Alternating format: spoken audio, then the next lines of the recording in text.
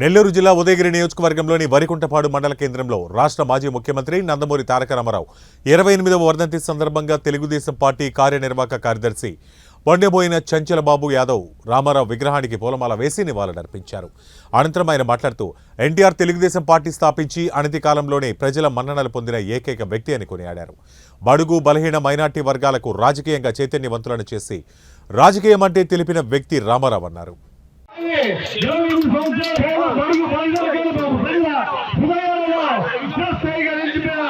ఏకైక వ్యక్తి ఏమైనా ఉన్నారంటే స్వర్గీయ నందమూరి తారక రామారావు గారు అని చెప్పి తెలియజేసుకుంటున్నా.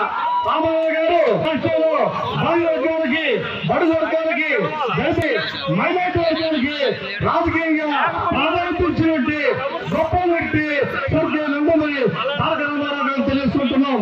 ఆ తారక రామారావు గారు నటుడుగానే కాకుండా రాజకీయ నాయకుడుగా ఈరోజు తెలుగు ప్రజల హృదయాలలో తిరస్కరించుకునే ఏకైక వ్యక్తి ఏమైనా ఉన్నాడంటే తెలుసుకుంటున్నా.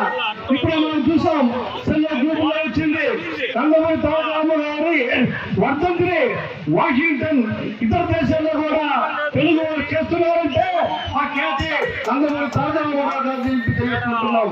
అదేవిధంగా మన తెలుగుదేశం పార్టీ జాతీయ అధ్యక్షులు నందమూరి తారక రామారావు గారు స్థాపించినటువంటి తెలుగుదేశం పార్టీకి జోసత్వాలు చూపించి నందమూరి తారక రామారావు గారు లేకుండా తెలుగుదేశం పార్టీని ఈ రాష్ట్రంలో 14 సంవత్సరాల పాటు సమగ్ర రాష్ట్రంలో మాకు విడిపోయినటువంటి మన శ్రీరామరావు కూడా ముఖ్యమంత్రి 14 సంవత్సరాలు చంద్రబాబు నాయుడు గారు రామారావు గారు రాష్ట్రాన్ని కొనసాగిస్తూ ముందుకు వెళ్తున్నారంటే అది చంద్రబాబు నాయుడు గారి చేసుకుంటున్నా.